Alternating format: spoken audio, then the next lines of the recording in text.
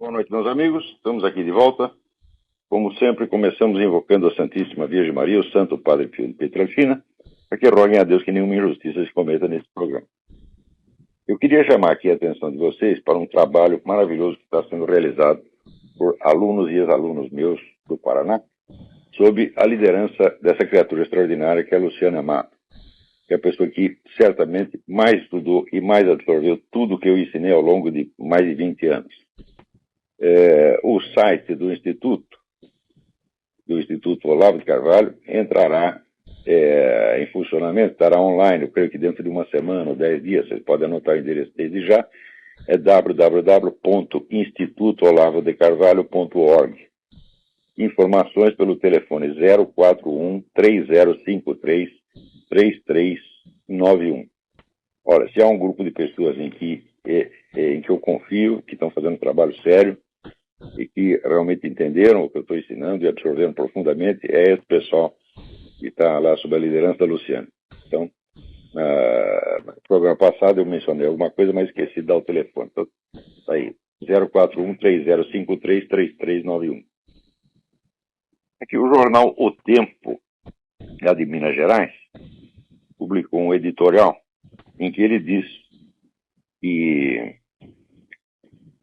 atrapalhadas, entre aspas, do governo, atrapalhadas acabaram por estimular a disseminação de um discurso de direita, claramente anticomunista, afirmando que o país caminha para uma ditadura. Veja vocês, o sujeito que escreveu esse editorial é um idiota, analfabeto, não entende? Não é merda nenhuma de política. É assim, um garoto interior, um cretino, um coitado, tá entendendo? Deve ter 12 anos de idade. Né? Então, em primeiro lugar, veja, ele diz aqui que não há nenhum perigo para a democracia no Brasil, que está tudo na maior perfeita ordem, e ele avisa, cuidado que vai surgir um discurso de direita. Quer dizer, mas espera aí, não é normal que numa democracia tenha discurso de direita e de esquerda? Não? Quer dizer, o conceito de democracia deles realmente o centralismo democrático do Lenin, quer dizer, é a livre discussão dentro da esfera dos comunistas e seus aliados. Quer dizer, olha que coisa, está surgindo um discurso anticomunista, que coisa mais horrível, não pode. Então, olha, no Brasil o que o pessoal está fazendo é o seguinte, usando a definição de democracia no sentido meramente legal e formal, de modo que se há eleições, pronto, tem democracia. Então, olha, uma das condições fundamentais da democracia é o livre acesso à informação, e isso inexiste completamente no Brasil. A mídia brasileira inteira está sob o comando de pessoal que se divide em comunista e social-democrata, comunista e socialista. E o que não interessa a eles não é publicado de jeito nenhum. Sobra aqui um ou outro artiguinho, uma ou outra coluna, como, por exemplo, essa toda do Diário do Comércio, Roberto Fentes, né, Neil Ferreira. Na Veja tem lá o Reinaldo Azevedo, embora a revista esteja obviamente adocicando a imagem da Dilma, vender de novo. Olha, brasileiros, vocês vão cair de novo no mesmo truque. O truque do PT é o seguinte, o PT tem duas alas, tem uma ala moderada, entre aspas, e outra radical. Isso chama-se estratégia das tesouras, não lê? Então, o que eles fazem? Manda o pessoal radical na frente fazer um monte de barulho e um monte de exigências assustadoras, e daí logo vem o pessoal moderado e diz, não é assim, nós não vamos fazer isso. O pessoal então vota o quê? Vota no partido que tem as duas alas. Quer dizer, eles oferecem o morde e assopra. O país está caindo nesse truque há mais de uma década. Quer dizer, quando vão entender que as duas correntes do PT estão perfeitamente articuladas? É assim, é como a paulada e a cenoura que você oferece para o burro. Primeiro você, olha, nós vamos socializar tudo, vamos estatizar tudo, tomar todas as propriedades, daí vem o outro cara do mesmo partido e diz, não é bem assim, não vamos fazer nada disso. Esse programa da Dilma, que a Dilma botou todos os itens do chamado Programa Nacional de Direitos Humanos no seu programa eleitoral, daí o pessoal chiou, não pode, assim também não pode tomar nossa propriedade, daí ela retirou. Diz, meu Deus do céu! E o pessoal cai nessa, diz, não, a Dilma é moderada. Diz, meu saco, vocês não entendem, os radicais de um partido só servem para fazer propaganda, para fazer barulho. E quem é que eles querem eleger? O pessoal que está no centro, no topo do partido. E, evidentemente, é o pessoal do Foro de São Paulo, que tem um plano estratégico da mais alta complexidade, que tem que ser aplicado aos pouquinhos, tá certo? De maneira a, vamos dizer, desencorajar ou dissuadir oposições, tá certo? E sempre tendo a seu serviço de todo esse exército de anestesistas, né? Inclusive o jornal O Tempo. Olha que jornal O Tempo, vocês são propagandistas do PT, o que vocês estão fazendo é isso. Então, me diga aqui, quando vocês noticiaram o Foro de São Paulo, me mostre uma vez que vocês noticiaram e deram os documentos de uma reunião do Foro de São Paulo. Em 2001, né, quando o PT assinou um compromisso de solidariedade integral com as Farc, compromisso que está cumprindo até hoje, vocês noticiaram? Não, vocês esconderam. Então, que caso de democracia é essa? Que cinismo é esse? Vocês precisam entender que jornalista hoje faz parte do aparato, meu Deus do céu. Não existe mais jornalismo no Brasil. Só existe propaganda e desinformação, é só isto. Quer dizer, é uma coisa que está totalmente sob o controle das forças de esquerda. E, então, quando aparece alguém com um discurso um pouco direitista, um pouco anticomunista, pronto, não pode mais. Agora, que caça de democracia é essa? Pelo seu conceito de democracia, por exemplo, um Churchill na Inglaterra jamais poderia sequer apresentar candidatura, porque ele vinha com um discurso de direita claramente anticomunista. O Ronald Reagan jamais poderia ser candidato a vereador, porque se aparecesse um sujeito com o discurso do Ronald Reagan chamando a União Soviética de Império do Mal, para ser candidato a vereador em São Tomé das Letras, imediatamente esse putinho de O Tempo, quer dizer, olha aí o discurso de direita surgindo, olha que perigo. Quer dizer, é a democracia com total exclusão de quem fala o que vocês não gostam. Então, olha, a pessoa que escreve isso, ela não tem consciência de que é desonesta. Quer dizer, é o vigarista visceral, vigarista de nascimento. Todos vocês, diretores e redatores de O Tempo, redatores editoriais, evidentemente, na redação pode ter pessoa honesta. Os donos desta merda, diretores, vocês estão tudo trabalhando para o PT, tá certo? E disfarçando e fingindo que o total controle de informação e a total exclusão do discurso desagradável é democracia. Isso aqui é empulhação, é vigarice. É evidente que não dá nem para discutir com um idiota desse, né? Mas ele tem que informar vocês o que está se passando. Porque esse tipo, vamos dizer, de linguagem tranquilizante. Olha aqui, mais para dentro eu preciso tudo. Não, ele não tem ditadura nenhuma. O que tem é aquilo que o jornalista Fernando de Barros Silva chamou de condomínio ou consórcio de poder. A reunião de forças interessadas na atual estrutura de governo. Desse condomínio participam partidos, empresários, sindicalistas e funcionários do Estado. O poder está distribuído entre tantos beneficiários que ninguém pode pretender ter hegemonia. O condomínio é a maior garantia de que a legalidade não será desrespeitada. Mas esse condomínio é a definição de uma ditadura, meu Deus do céu.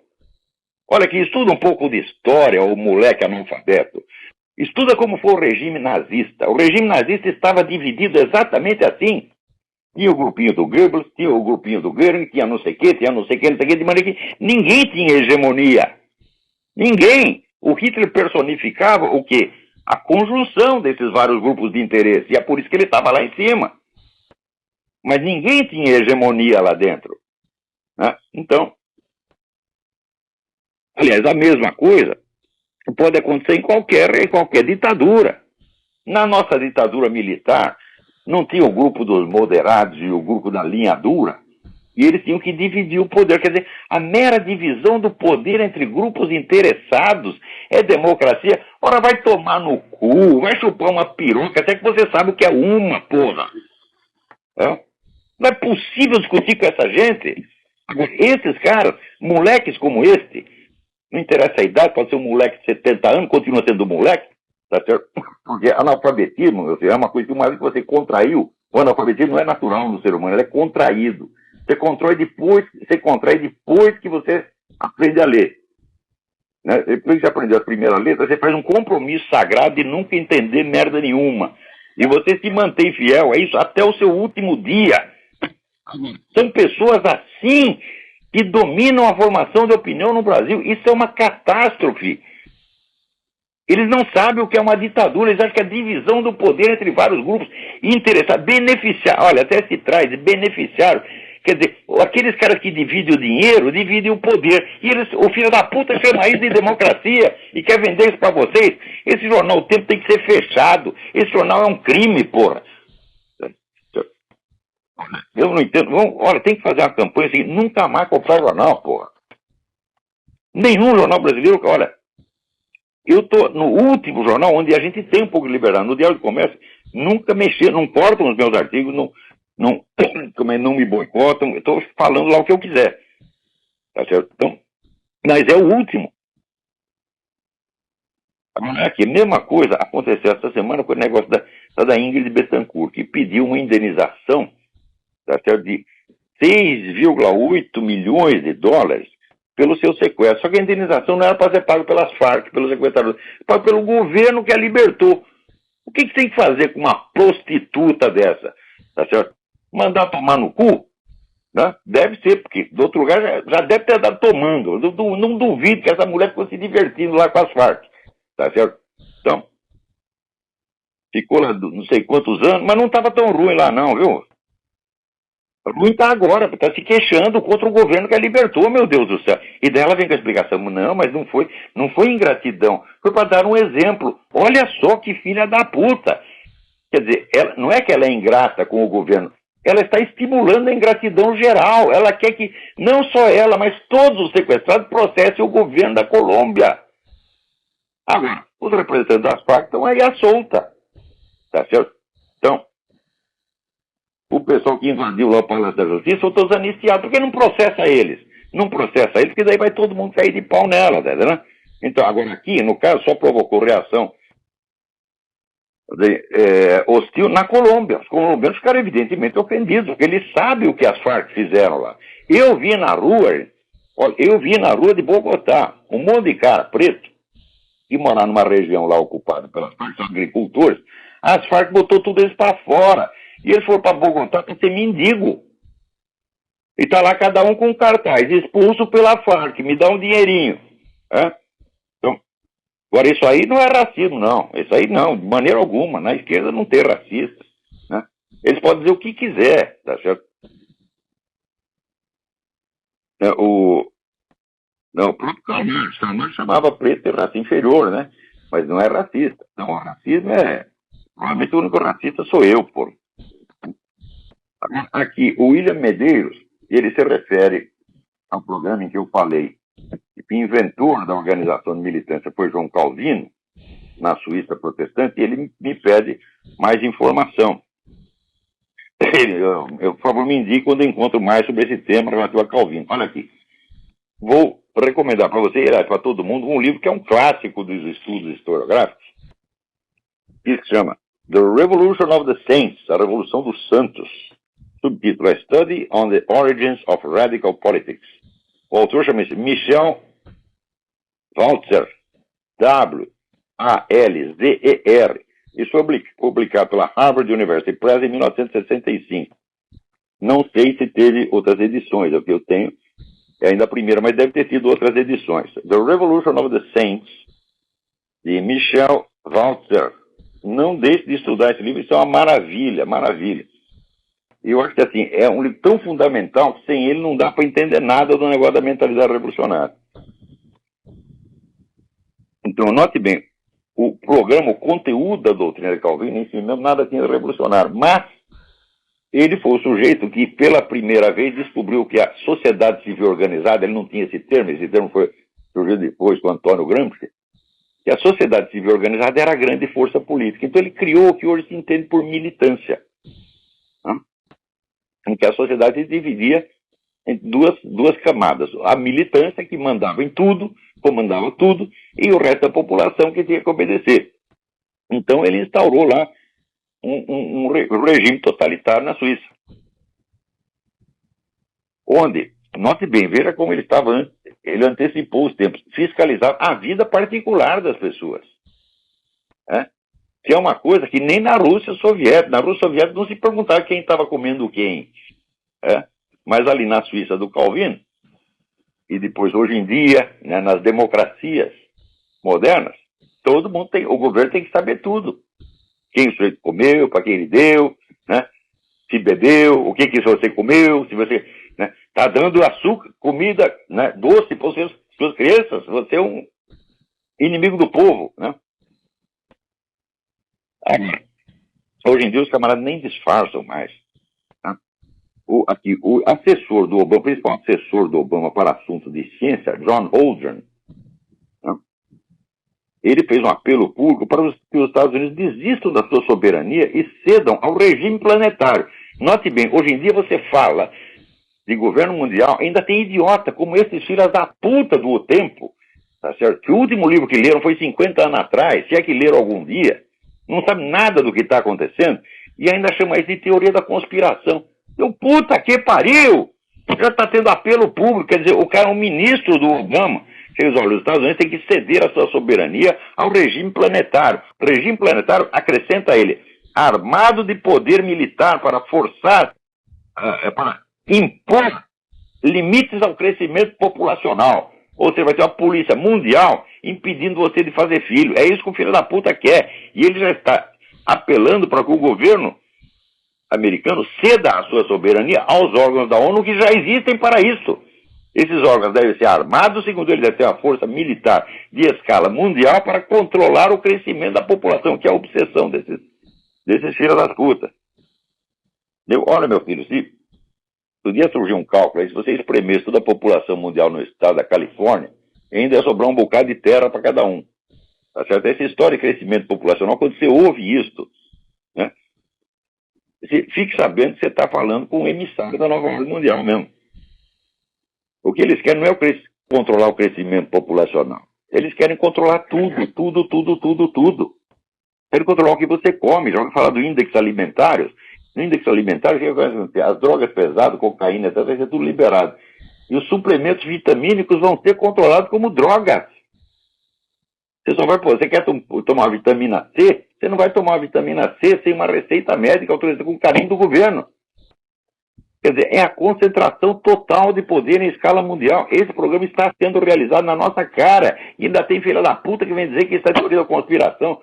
Não dá para discutir com um cara desse. Antigamente eu tentava provar as coisas, mas já está tão provado, né? A pilha de documento é tão grande que eu sei que o filho da puta não vai ler nunca.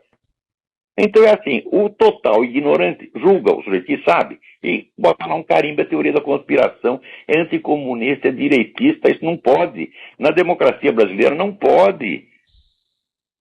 Só pode puxar o saco, né? E participar, vamos dizer, do consórcio dos beneficiários. Quanto vocês estão levando com isso aqui? Vocês estão nos beneficiários também? Ou vocês estão falando a favor deles só por caridade? Né? O tempo não leva a propaganda do governo, não? Ora, porra. O brasileiro tem muita paciência com esse tipo de coisa. É muita paciência, muita tolerância demais.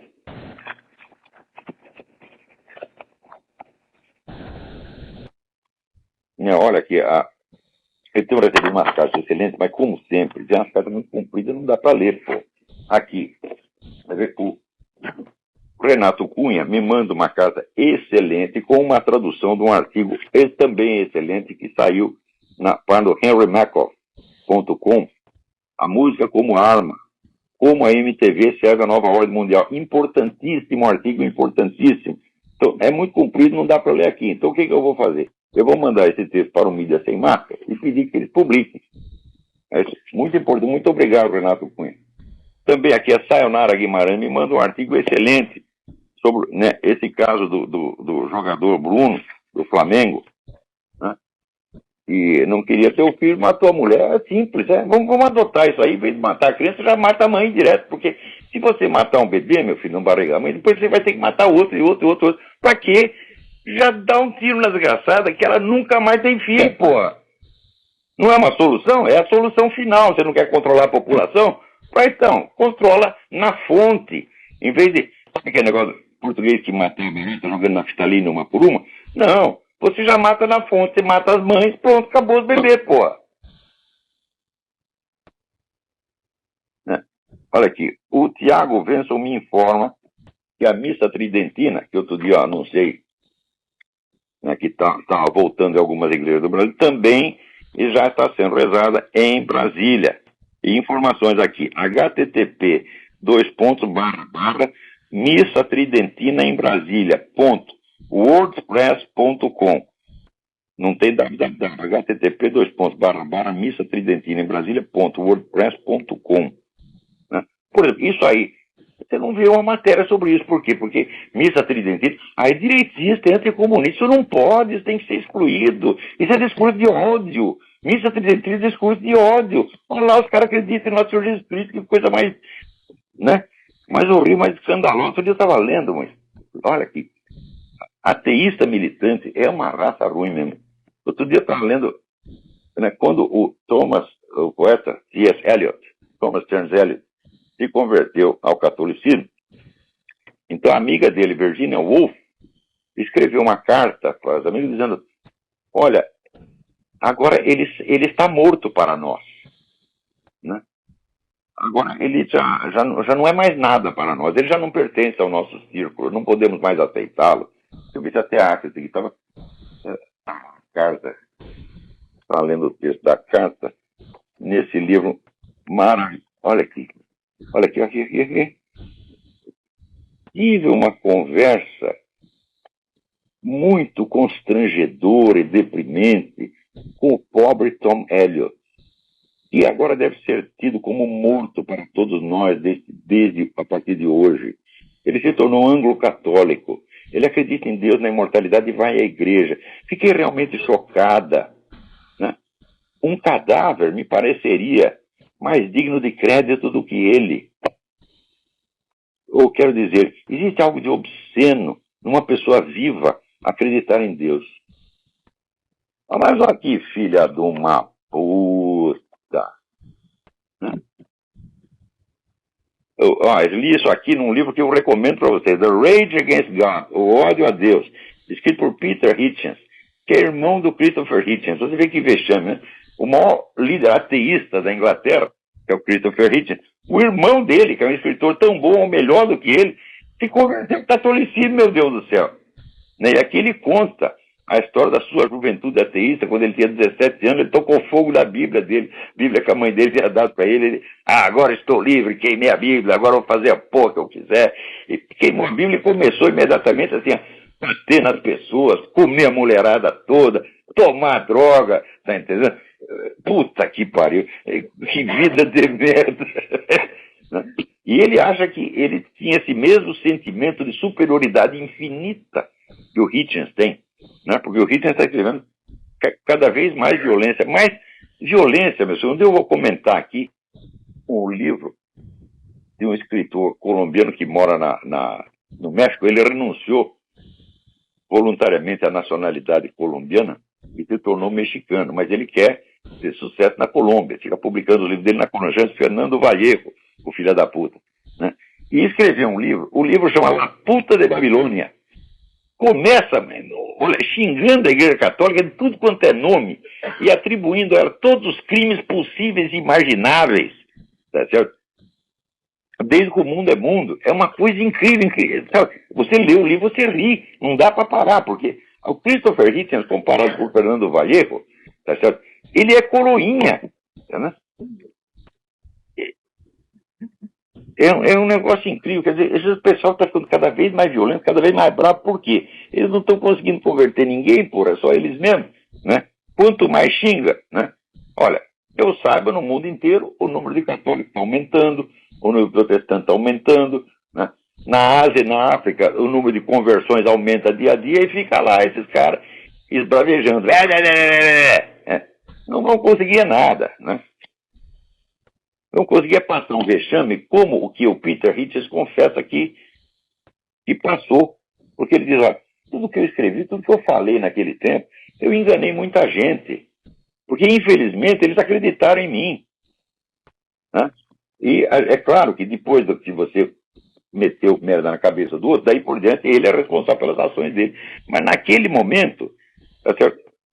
Você mudou o destino do cara, então você é eternamente responsável. Ele diz, olha, não adianta eu tentar consertar o que eu fiz. Né? E você espalhar a intriga, e a intriga contra a Igreja Católica é um negócio impressionante. Não adianta você desmentir, não adianta. Você pode mentir por uma coisa, se aparece de novo, e de novo, de novo, de novo. Né? Tem história de um sujeito que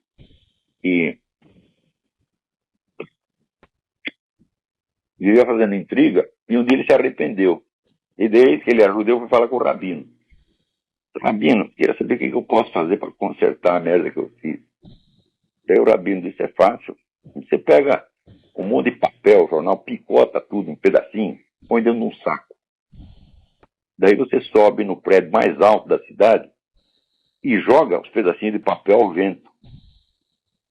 Daí o cara foi lá e fez isso. Daí voltou o Rabino. E agora, Rabino? Bom, agora tu vai lá e cata os papelzinhos.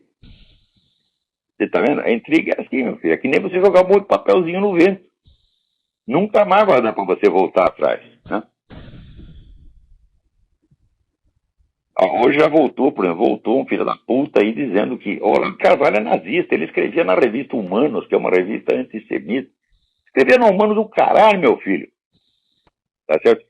Então os caras de uma editora disseram, nós vamos lançar uma revista chamada Humanos, queria lá publicar, reproduzir um capítulo do seu livro Imbecil Coletivo. Pode? Eu falei, pode. Eu deixo todo mundo reproduzir qualquer coisa, porque mais um a mais ou a menos. Pô, eu não podia saber como era a revista, porque a revista não existia ainda, eles iam lançar. Então como é que eu podia ler o conteúdo da revista, né? E, olha, mesmo que a revista fosse nazista, comunista, pedófila, etc, eu digo, você não alterando o meu texto, pode publicar. Não tem nenhum problema. Eu sempre deixo todo mundo reproduzir tudo, e você só coloca a fonte, eles colocar.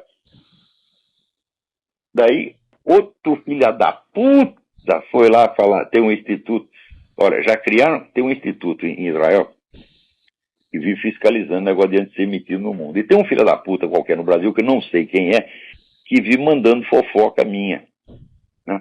Então, hoje me chegou aqui um negócio de 2001, e disse, olha, o Olavo de Carvalho, ele relativizou o Holocausto, porque ele disse que também tem que levar em conta os crimes da União Soviética.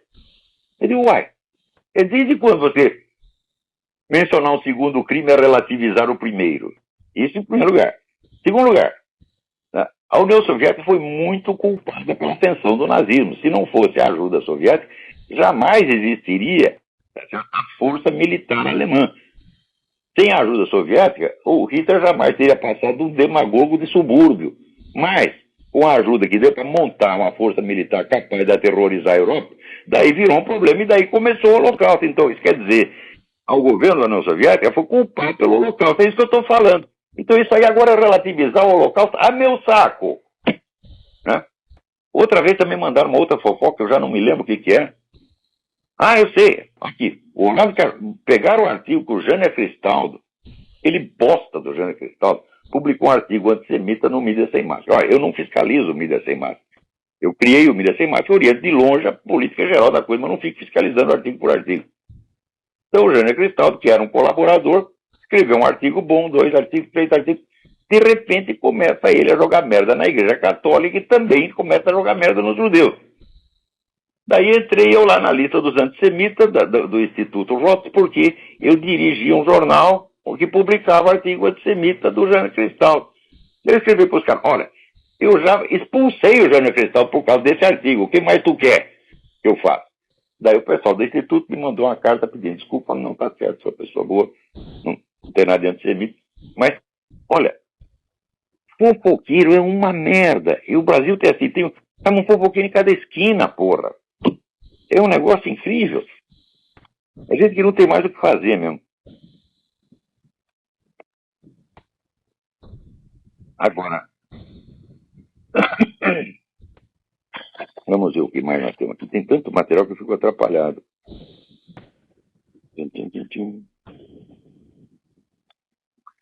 Aqui, ó.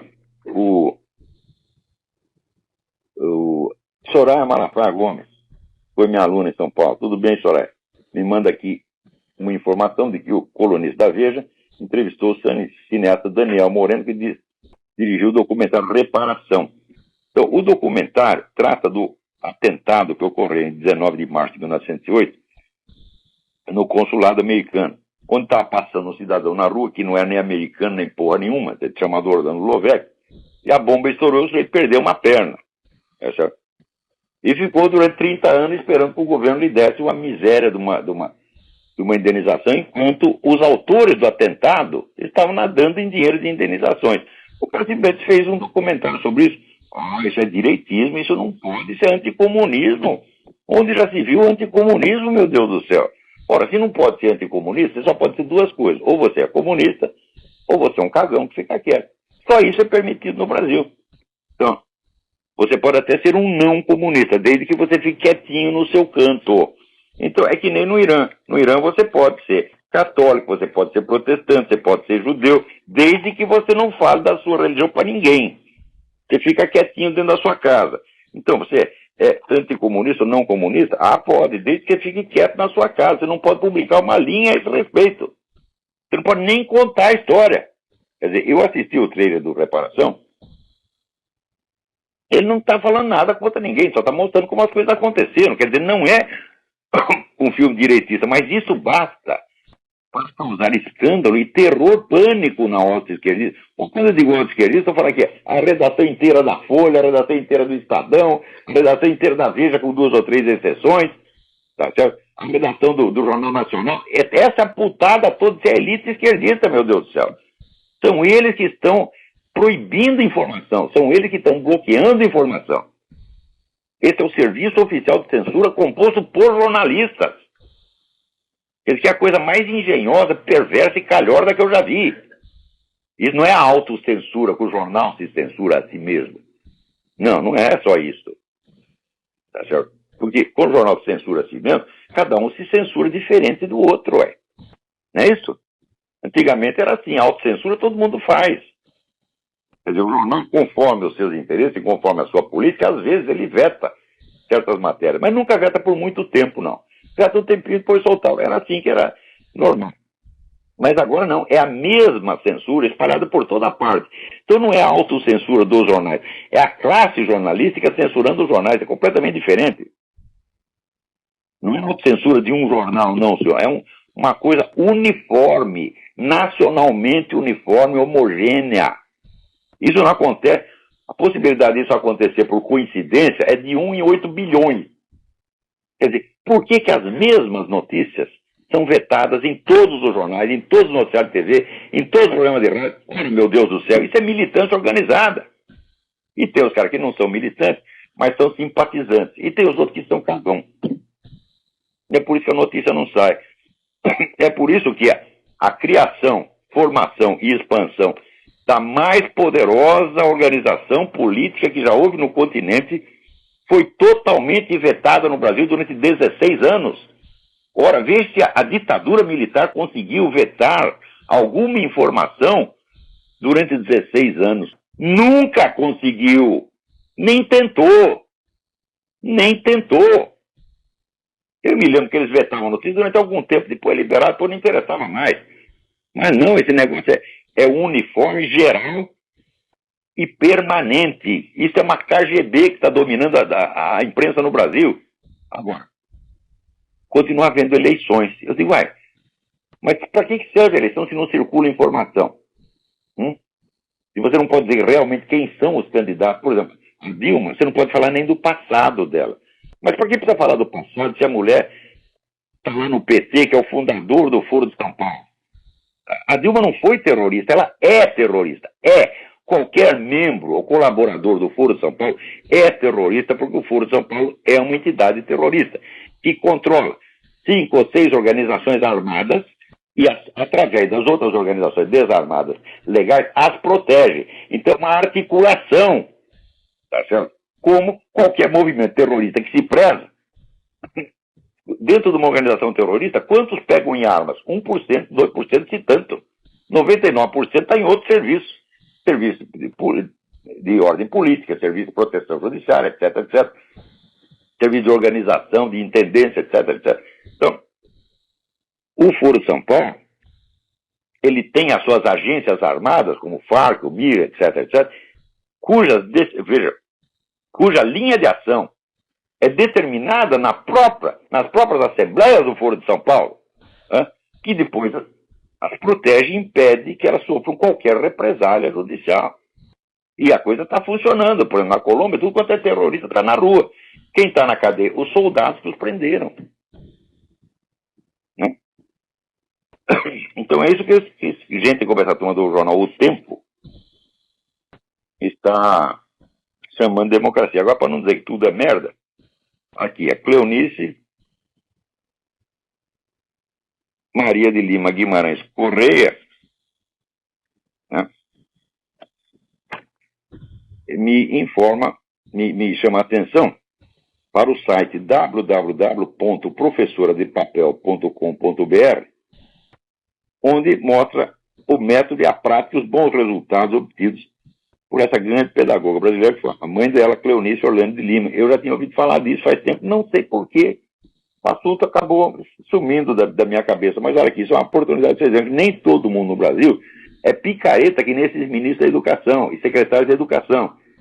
E estão lá só para proteger aluno que mete fogo na cabeça da professora, né, aluno que fuma maconha dentro da escola, né, ou então para favorecer esse pessoal que quer ensinar a garotada, né, o exercício passivo da proctologia, né? Então,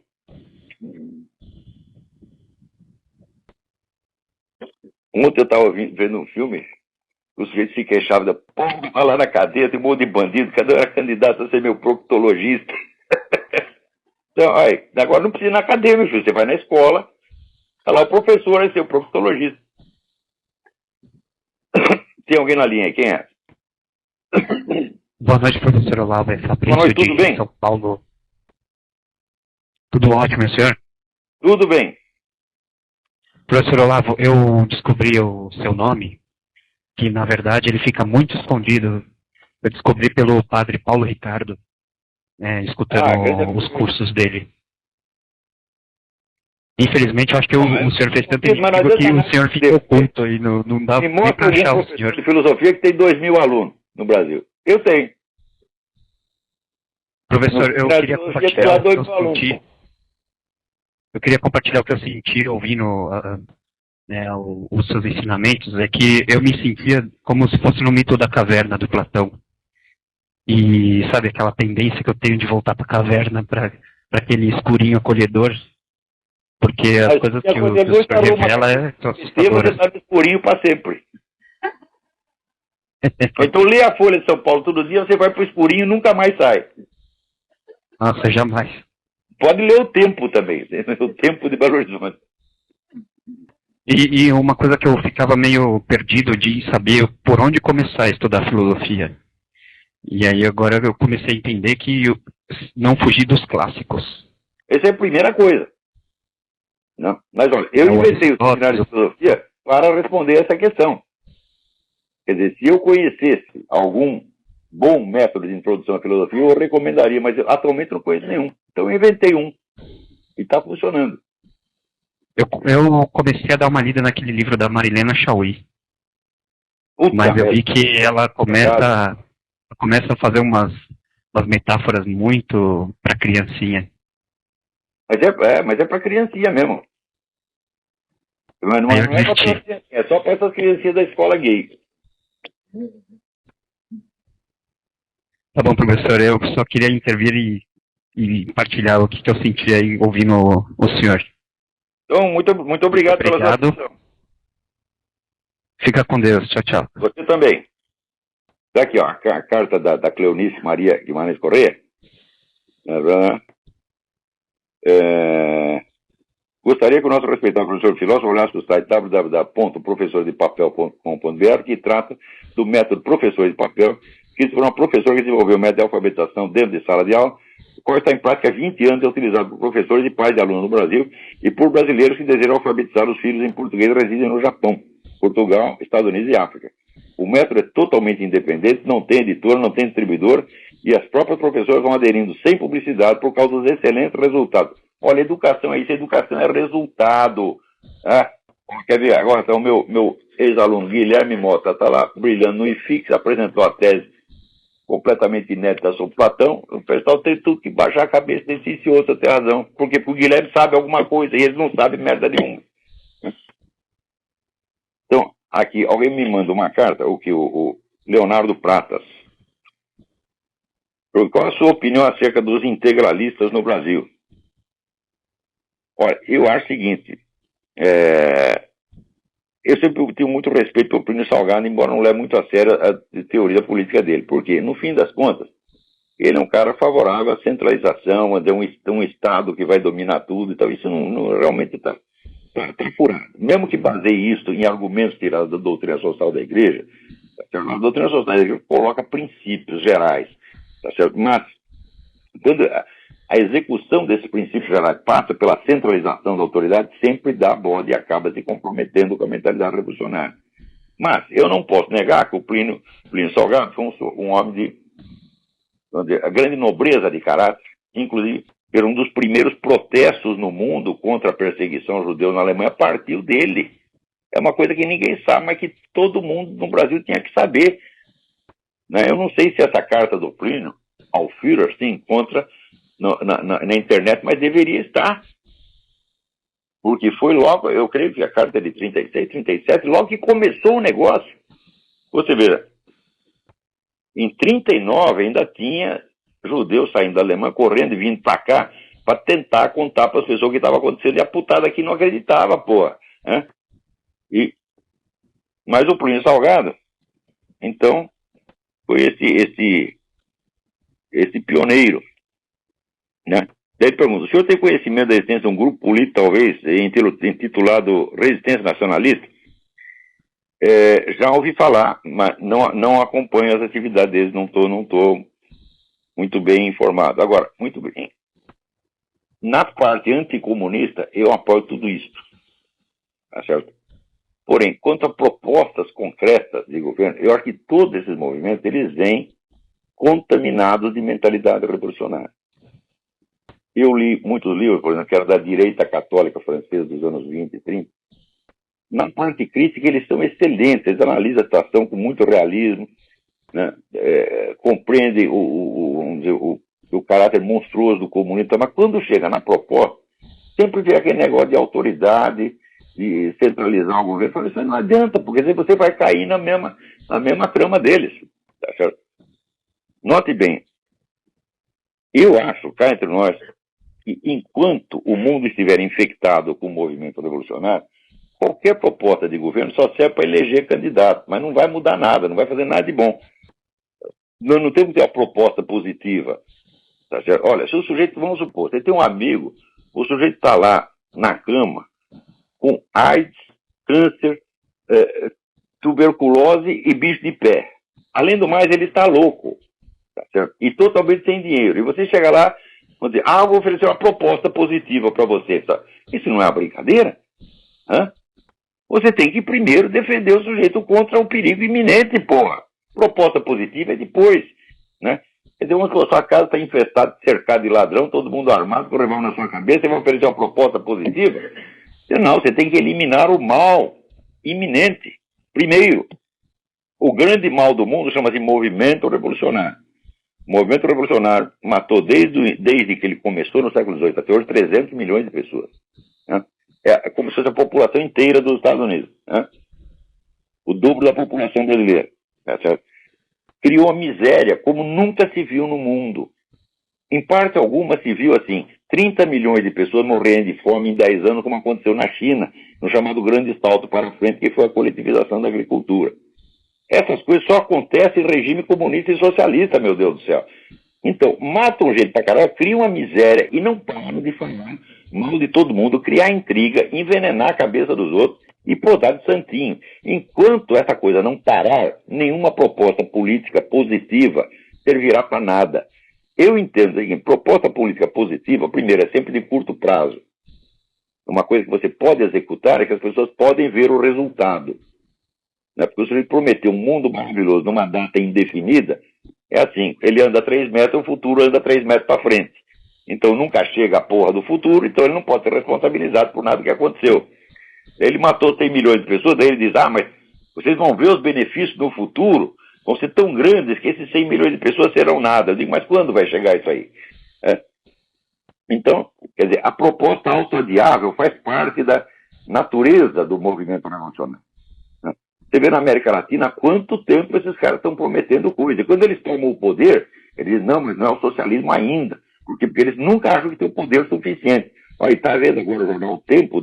Existe um consórcio que domina o poder. Consórcio dos beneficiários. E ele não acha que isso é ditadura, eles acham que isso é democracia. Então, quer dizer, nenhuma quantidade de poder é suficiente para eles se sentirem responsáveis pelo que estão fazendo. Tem alguém na linha? Quem é? Alô? Boa noite, professor. Boa noite. Boa noite, professor. É Fernando aqui de São Paulo, tudo bem? Fernando, tudo bem? Tudo jóia. Professor, eu tive fazendo um levantamento de livro aqui em São Paulo, várias enciclopédias sobre a história do século XX, inclusive alguma do Reader's Digest, né? Agora, é incrível, professor, a gente pode dizer que pelo menos da segunda metade do século XX, toda a história foi escrita pelo movimento globalista, porque a visão é muito unificada, sobre o fato de guerra do Vietnã, o Watergate, foi praticamente escrito por esses caras, né? É um negócio incrível, incrível, incrível. A capacidade de falsificação que esse pessoal tem é monstruosa, porque não é uma coisa individual, são coletividades organizadas. Você veja, aqui nos Estados Unidos, por exemplo, começou em 1930, esse pessoal começou com a ideia de descristianizar os Estados Unidos. Então, para isso, o que eles tinham que fazer? Tinham que provar que as instituições americanas não tinham nada a ver com o cristianismo e que os pais fundadores, founding fathers, não eram cristãos, eram apenas deístas como Voltaire. E lançaram essa porra, e isso se impregnou e é ensinado nas escolas. Quando você vai ver, a coisa é 100% mentira. Eu já citei aqui o livro do Benjamin Morris, que é sobre a caráter e natureza cristã das instituições dos Estados Unidos, que é um livro de 1000 páginas cheio de documentos. Agora, por exemplo, a ideia de que George Washington não era um cristão, era apenas um deísta, é ensinada em todas as escolas. Acaba de sair um livro aqui de 1.200 páginas. Peter Lillback, Lillback. George Washington Sacred Fire, os fogos sagrados de George Washington. São documentos e mais documentos e mais documentos e mais documentos da mão do George Washington, a participação dele nas igrejas, depoimento dos membros das igrejas na época. Quer dizer, olha, são 1000 páginas de prova de que o homem era muito cristão, sim. Quer dizer, no entanto, você pensa que a prova vai adiantar alguma coisa? Não adianta, os caras vão continuar mentindo, pô. Então, enquanto a gente não decidir desarraigar do mundo a mentalidade revolucionária, isso não vai parar. Nós temos aqui que criar rejeição a essa gente. Quando o cara vem com ideia, você vê que está contaminado de mentalidade revolucionária, você tem que mandar tomar no cu e não ouvir mais. Eu não quero saber da sua conversa. Essas pessoas têm que ser rejeitadas. Tem que ser estigmatizadas. Assim como eles não gostam, tem que estigmatizar eles também, porra. Porque, professor, por exemplo, se eu pego um livro de um cara que é insuspeito, como Paul Johnson, por exemplo, com Tempos Modernos, ele não consegue detectar, embora ele conte uma outra versão muito mais próxima da realidade, ele não consegue detectar ao longo do livro o movimento globalista, né? Não pega. Se a pessoa estivesse dentro, ele não consegue enxergar o macro, assim, mesmo sendo não pega. Crítico como católico, que ele não consegue pegar isso, é incrível isso. E você vê que a linguagem dos debates públicos, a linguagem das ciências humanas, a linguagem da política, etc., o indivíduo não pode inventá-la, ele tem que usar os recursos vocabulários que estão aí circulando. Então, um movimento que abrange milhões de pessoas, ele determina os padrões de linguagem, vocabulário, o quadro de referência, e é preciso ser um gênio para escapar disso aí. Pouquíssima gente escapa. Mas nós temos que criar um movimento contrário e acabar com essa merda. Tem que rejeitar esses caras, em primeiro lugar, na alta cultura. Porque, mesmo governos de direita, que perseguem comunistas, deixam os caras tomar conta de movimento editorial, de universidade. Sei lá, a nossa chamada ditadura, que entregou as universidades para esses filhos das putas. Tá certo? Derrotaram a guerrilha, que não era um grande perigo, e entregaram as universidades para o perigo efetivo, que era a Revolução Cultural Gramsciana. Então, por quê? Porque não entendem o processo. E não querem ouvir as pessoas que estudaram e que sabem. O Brasil está cheio de político de direita, de empresário liberal, de milico direitista, mas cada um deles acha que sabe quando nunca estudou o assunto, meu Deus do céu. Não querem ouvir. Não, o pior mesmo são os professores universitários, que eles usam aquele título de doutorado, título de mestrado, e são as bestas quadradas, estão completamente fora da realidade, professor. Como é que é o negócio? O pessoal não sabe o que estudar, né? Isso é uma maneira... Meu Deus do céu, esse pessoal não passaria. Você pega esse professor brasileiro, professor catedrático, professor titular. O cara não sabe escrever, não domina o próprio idioma, meu Deus do céu. Como é que pode ser uma coisa dessa? Tá bom, professor. Obrigado, boa noite, viu? Boa noite, boa noite. Agora, eu queria lembrar aqui. Peraí, tem mais alguém na linha. Alô, quem é? Alô? Essa ligação pifou. Vou aproveitar para falar. Na semana passada, aqui eu considerei lamentável que o meu aluno Marcel Van Hatten fosse candidato a deputado estadual. Eu considero lamentável que qualquer pessoa seja candidato nas presentes circunstâncias, porque antes de lançar candidato, nós temos que criar uma base social, nós temos que criar militância, tem que ocupar universidade por universidade. Depois que você tem uma base de apoio, aí sim você bota os caras no parlamento. Mas agora eles ficam no parlamento sozinhos, sem apoio popular, né? Levando porrada tudo quanto é lado. De qualquer modo, ainda assim, eu acho que é um mérito deles, eles tentarem isso. Tá certo? Então tem dois ex-alunos meus que estão aí. Um é o Marcel Van Hatten, candidato a deputado estadual no Rio Grande do Sul, e outro é o Ricardo Salles, candidato a deputado estadual em São Paulo. Então, se eu tivesse aí, votaria neles, sem sombra de dúvida. Tem todo o meu apoio. Eu não sou contra a candidatura deles. Não, eu sou contra antecipar a política eleitoral à formação de militância. Eu acho mais importante você dominar, por exemplo, uma universidade, né? Você fez uma bela carreira de líder universitário, continua na mesma universidade como professor, se torna reitor da universidade, tá certo? E pratique lá a mesma discriminação que esses desgraçados praticam contra você. Tape a boca dos desgraçados, porra. Humilhe-os em público, tá certo? Mostre como são ignorantes, vigaristas, e os demita, meu Deus do céu. Então, esse pessoal de esquerda fica tomando emprego dos outros, tá, né? Mesmo que seja uma pessoa de alta competência, ele persegue e põe para fora. Agora, o que custa a gente botar para fora os incompetentes esquerdistas, incompetentes analfabetos? Né? Agora aqui. Peraí, tem alguém na linha. Alô? Ficou também. Alguém me manda aqui uma notícia de que o cubano Juan López Linares fugiu de Cuba, né? E é professor de matemática na Universidade de São Paulo, USP, em Pirassununga, e fez pós-doutorado em física na Universidade Estadual de Campinas. Ele fugiu de Cuba, mas o filho dele ficou lá. E ele, então, está há 14 anos tentando recuperar o filho. Né? Diz que agora permitiram o ingresso dele em Cuba para visitar o filho. Olha que perigo que esse cara está correndo. É capaz de escalar o filho e mais ele. Cuidado. Tá certo?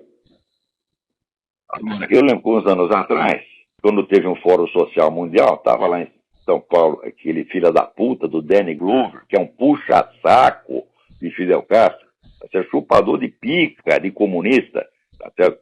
Estava lá, e o Juan López Linares, sabendo que ele é amigo do Fidel Castro, foi lá humildemente pedir a ajuda deles. Olha, você é amigo do Fidel Castro, fala com ele para ele liberar meu filho. E o Danny Glover, que é um homem de 2 metros de altura, né? Começa a gritar com o cara, xinga. Onde já se viu você sobrepor os seus problemas pessoais, né, ao destino daquela maravilha que é Cuba, né, e está ameaçando bater no rapaz. Né? E daí eu comprei dos meus amigos hoje, vocês não fizeram nada. Se eu estou lá, eu encho aquele negão de porrada. É claro que ele ia me devolver as porradas, eu ia para o hospital, mas depois processava ele, ficava milionário com indenização. Mas, pô, né? Mas pelo menos um pé no saco do negão eu dava, porra, porque ele mereceu. Né? Onde já se viu, quer dizer, o senhor não tem coração. Está lá um pai desesperado, não está falando de política, não está pedindo ajuda.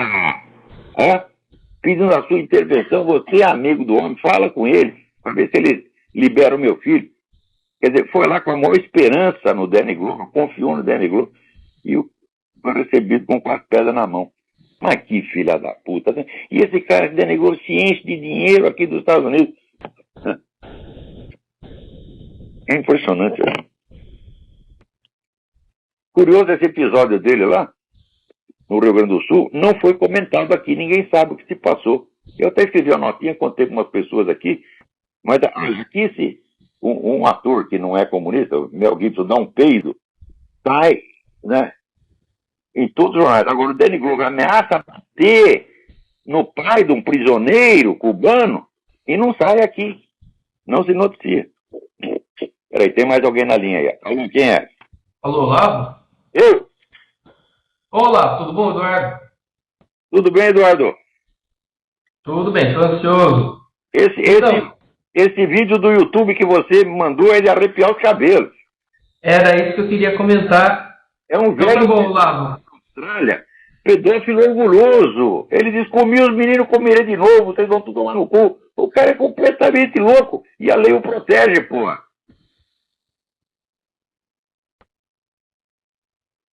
Então, esqueci, olha, o nome do cara é Jeffrey Leonard. Jeffrey é G-E-O-F-R-E-Y.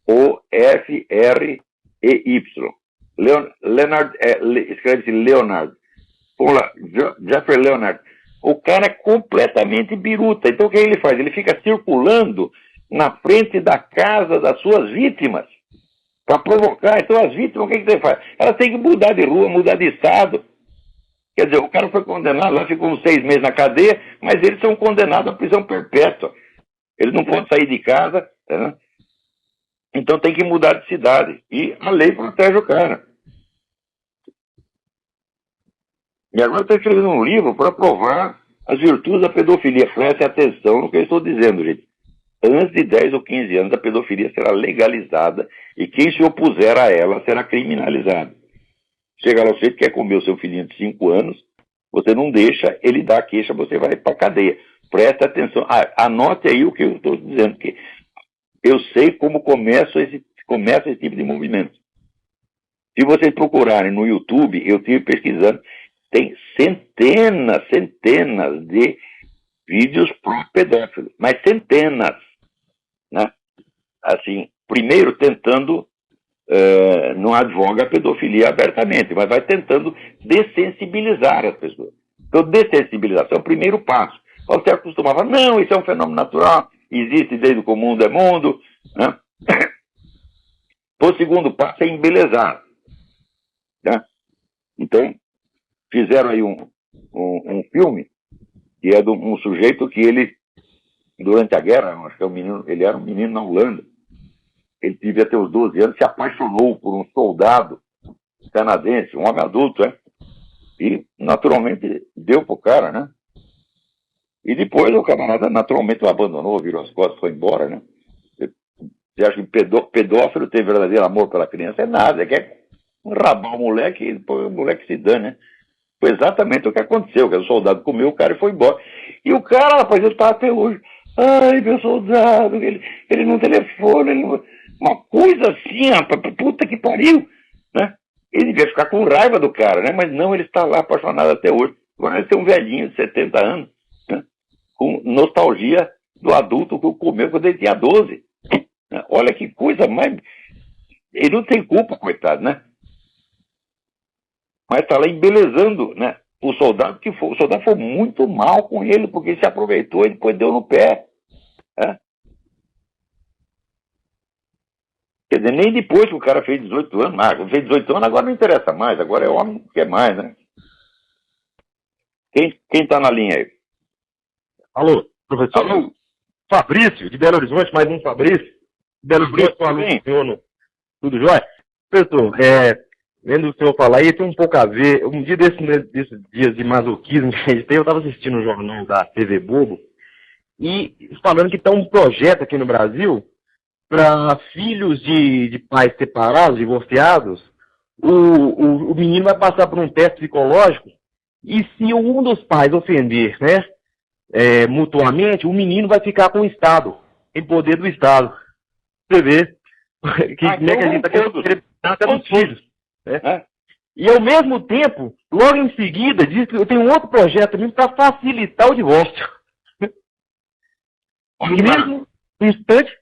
Então, por que casar? Não precisa mais divorciar. Olha, aqui nos Estados Unidos, 50% dos casamentos terminam em divórcio. Né? Pois é. Então, pois é. Porque veio o sex lib, né? Não, mas o sex lib vai...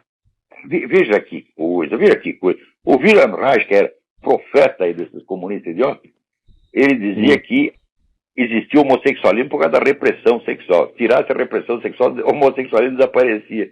E todo mundo acreditou. Veja você, porque liberou, todo mundo começou a dar, que deu uns doidos, porra. Né? Pois é. E nós vamos pegar, e o Estado agora, como o senhor disse, o Estado vai querer cuidar das crianças agora. O Estado, até as crianças, nós vamos ter chance de criar as nossas crianças. Não tem nenhum funcionário público pedófilo, né? Pedófilo é empresa privada. Né? Exato. Tem uma guarda da FEBEM, não tem nenhum pedófilo. Ora, meu Deus do céu, vai entregar a criança na mão do lobo, na toca do lobo, pô. Exato. Pois aí, não precisa nem ter caso assim de pedofilia, é só se o pai, vamos dizer, o pai divorciado falou mal da mãe, ou a mãe falar mal do pai, aí isso, eles dizem que vai ser um choque psicológico muito grande para a criança, então a criança vai passar por um check-up de um psicólogo do Estado, e ele vai decidir que estão tudo tomando ficar com... Pois é. Eu fico falando palavrão aqui dentro de casa, porra, né? Minha mulher demora para trazer o... Fala, que merda, tá? Né? Pronto, eles estão traumatizados.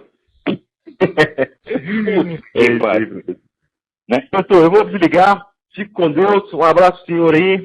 Tudo de bom, boa sorte aí. Tá ótimo. Então, olha, nosso tempo está acabando, mas eu queria lembrar um negócio. Não sei se tem tempo ainda, pelo menos na gravação vai ficar. O pessoal do MST quer fazer um plebiscito popular para limitar o tamanho da propriedade rural. A alegação deles é o seguinte, é que a pequena propriedade já produz a maior parte dos alimentos de mesa dos brasileiros. Toda a produção de hortaliças, 87% da mandioca, 70% do feijão. Eu não acredito nessas estatísticas. Mas se elas forem verdade, vocês viram que absurdo. Se as pequenas propriedades já produzem a quase totalidade do que os brasileiros estão comendo, aumentar o número dessas propriedades é desastroso. Você vai ter um excedente de produção, o preço vai baixar, o agricultor vai morrer de fome. Quer dizer, os caras, eles argumentam alguma coisa que é o contrário do que eles querem, porra. Quer dizer, como é possível? O MST contrata um argumentador melhor que assim, não dá, porra. Então tá, até a semana que vem, muito obrigado.